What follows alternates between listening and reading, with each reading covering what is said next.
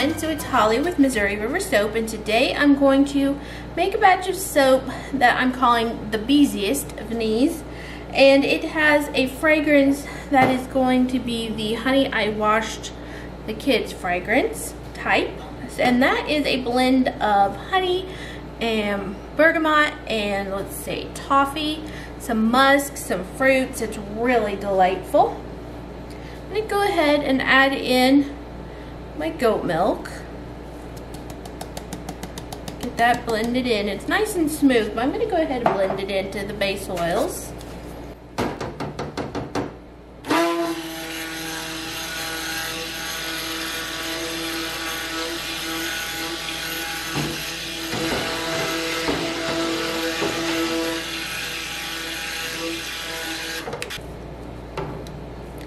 I'm also going to add in some honey water. So I use just a little bit of honey, add some water to it from the batch, and then heat it up a smidgen and let it cool back down.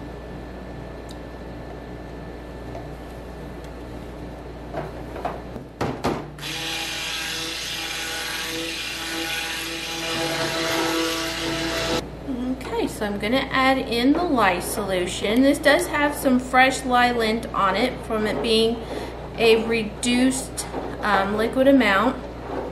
I'm soaping today at 32% lye concentration, and then part of that is in honey and goat milk and sodium lactate. And so that means it's going to create a little bit of lye lint.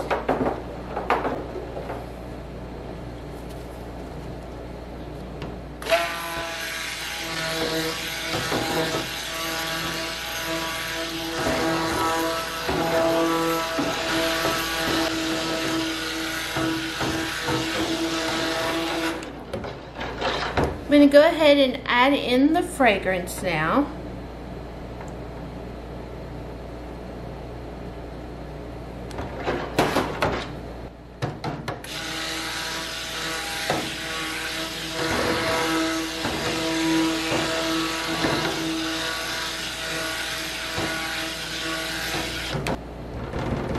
This is just emulsified. I'm going to be blending these a bit more when I add their colors. So I'm going to have a base kind of like yellowy golden and a copper and a white, or at least a lighter version. I may actually leave it plain because this is really pretty. And I do expect this to discolor just a little bit. So I think I am, let's mix up the other colors and then I can decide for sure. So I'm going to do kind of a copper color, just a copper honey.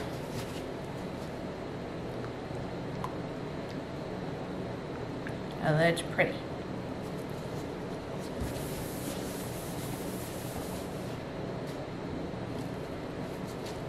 That is pretty.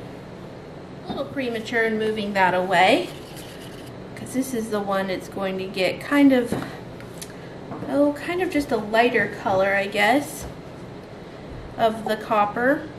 I mixed a little yellow in with it, hoping to kind of get just a, kind of a buttery color. I like this. Yes, it's a little not buttery as I had thought maybe. I noticed that the color I mixed up with the mica to what it became while it was sitting kind of became more like the copper than not. Thought that was interesting. Seemed like it intensified together. Okay.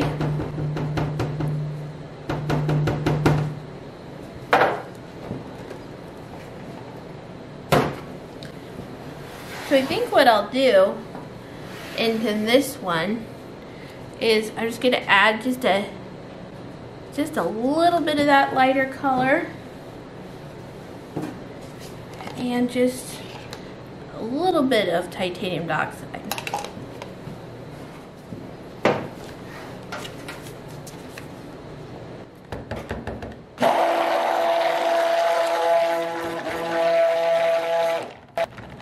Okay, better keep on and moving. This is thickening up. I think I will call this good, and I won't worry about stick blending just the mica colors.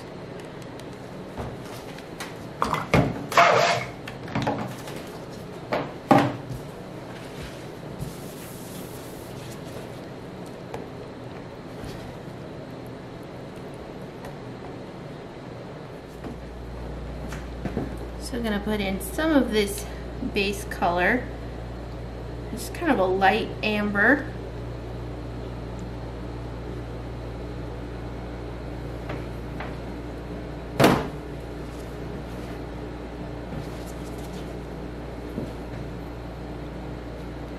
And I'm just going to swirl it around. Nothing specific or paying super close attention to what I'm doing. I'm just going to try to keep it as thin as possible without over ploppeting. It is getting quite thick, so I don't want to seize on me.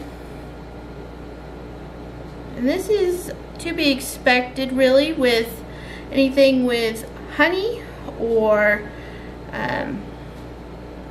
goat milk. Can kind of accelerate a batch sometimes.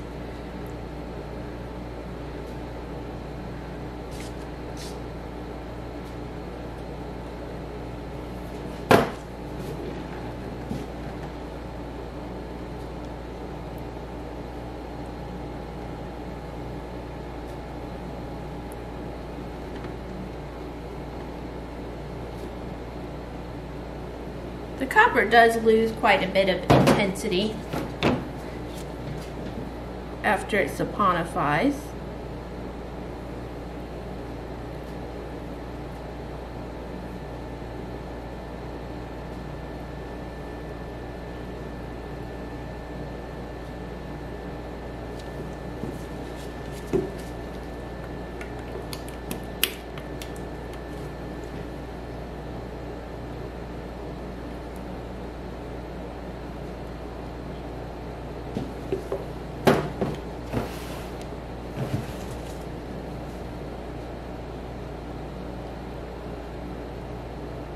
I'm pouring up high so that it'll fall further in.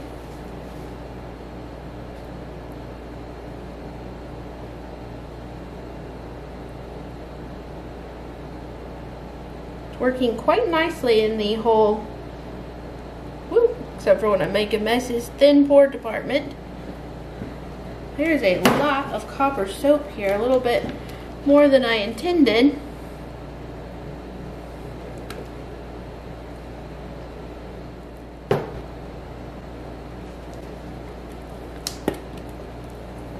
These taller containers, these ones, are not my favorite for mixing color. They're a little harder to scrape.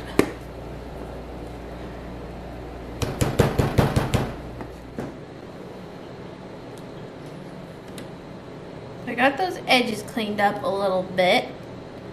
So now I'm going to put in the rest of the top. I think what I'll do,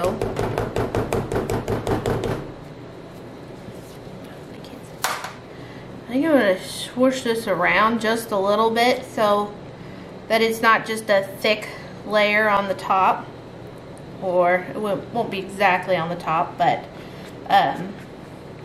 design wise that would just be kind of like a flat colored layer, and then this top layer would just be going on the top, and I just want it to be a little bit more swirled than that. I'll just kind of bringing that up a little bit.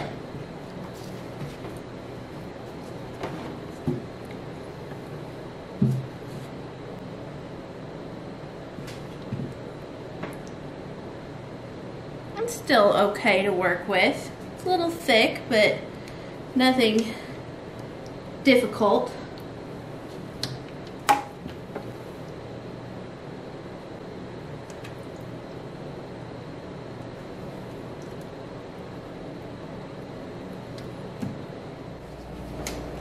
So I'm just going to take this little skewer, just kind of make some swirly textures in the top.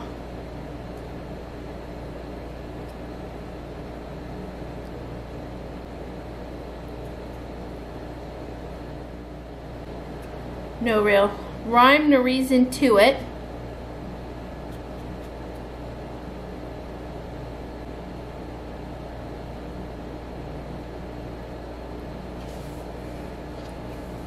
And then to give it kind of that drizzled honey essence, I'm just going to take some more of the copper mica, and it's a little bit thin. I thinned it out with a little bit of olive oil, and I'm just going to drizzle it around. And this is going to kind of just sink in to the soap, and it kind of makes an interesting look. It can be really fun to do on occasion.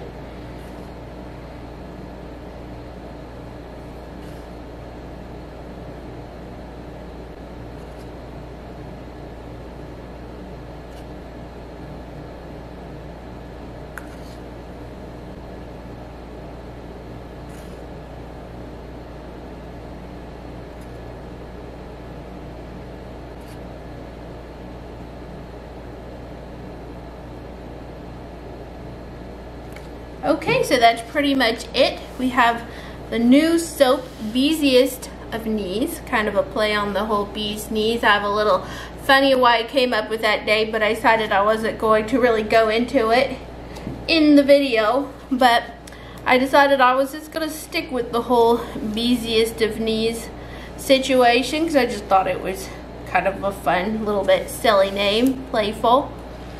And I will see you back here for the cut. I am back to cut this Beesiest of Knees soap, and I have some bars that I've cut and cleaned up already. That means I plane them and bevel them so everything's just nice and smooth, and the edges are beveled, which allows the soap to move in your hands really nice. So I always like to do that.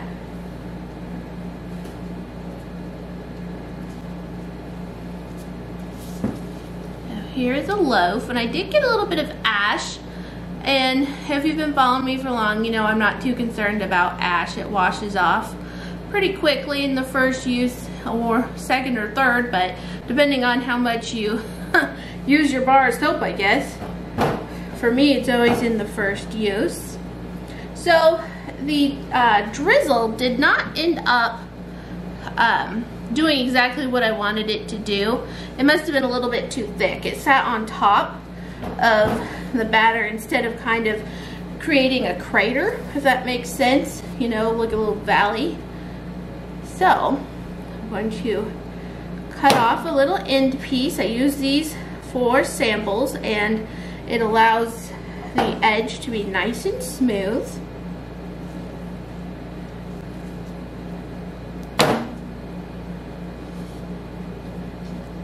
Looks like I'm a bit of a angle here, but I think it'll be all right once we clean it up.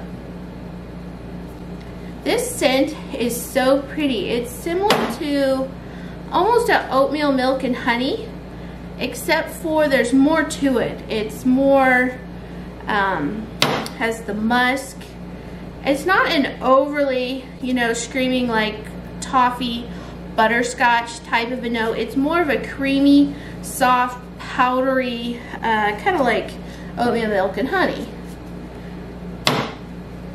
I just really like how it turned out. It's unique. Not quite what I was going for, but unique nonetheless, and that's always okay in my book.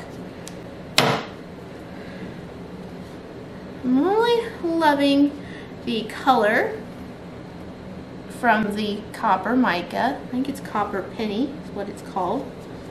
I love copper mica. If you use it a little bit lighter, it makes such a great pumpkin color, so it's a great one to have around for the fall. And it doesn't really matter who you get it from, just a copper mica is really nice to have in your arsenal if you're a soap maker.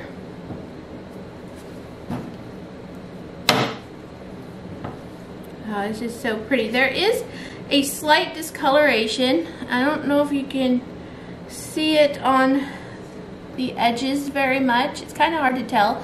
This is a very just slight discoloring fragrance.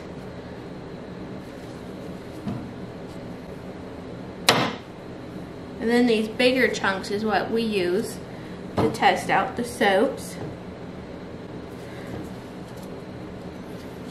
Okay, now I need to do a loaf for my short and sweet video that I don't show every single bar. Some of these, the copper did smear a little bit. It'd help if I show you try to show you what I'm at there. But some of it did smear. Just a hint. I just love this. Oh, so nice.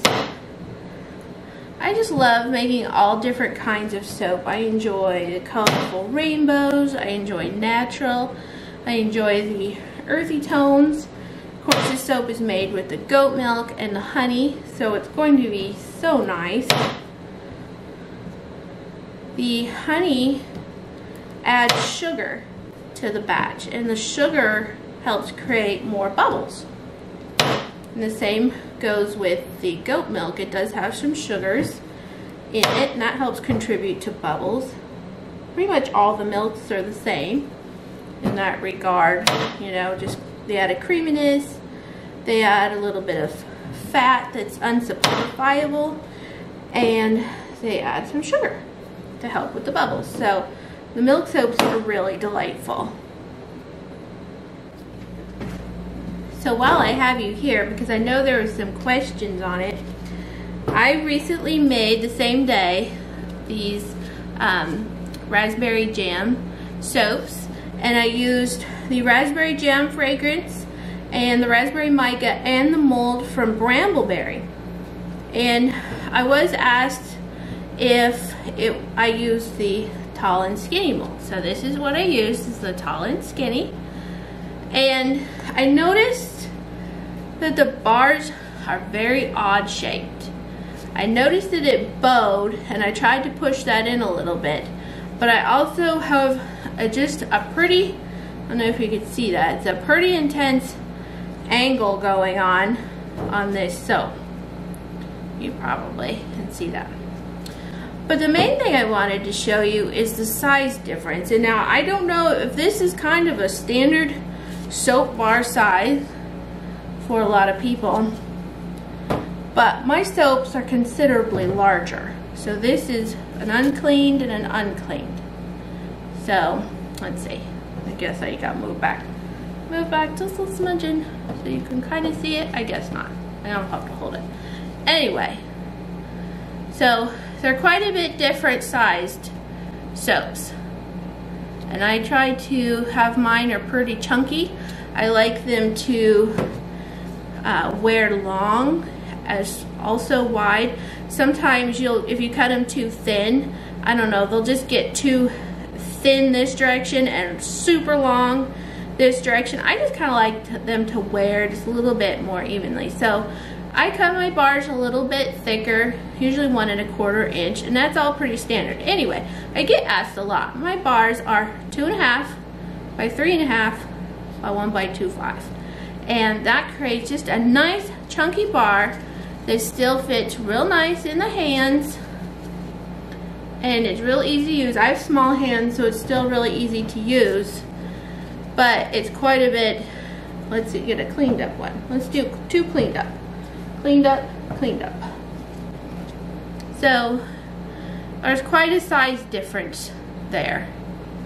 And they're cut the same thickness, but there's a height difference and a width difference. So my bars are pretty good size soap bars. Anyway, I just kind of wanted to point that out, that my soap bars are a really nice size. They're not little.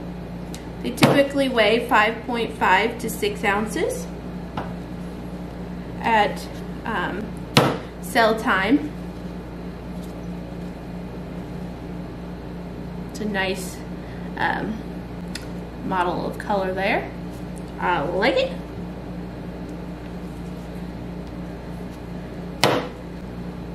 So that's pretty much it. I'm just going to continue to cut this last loaf. You get about 40 bars from this batch. It's about 20 pounds or so. And I'll see you back here for the next one. Bye.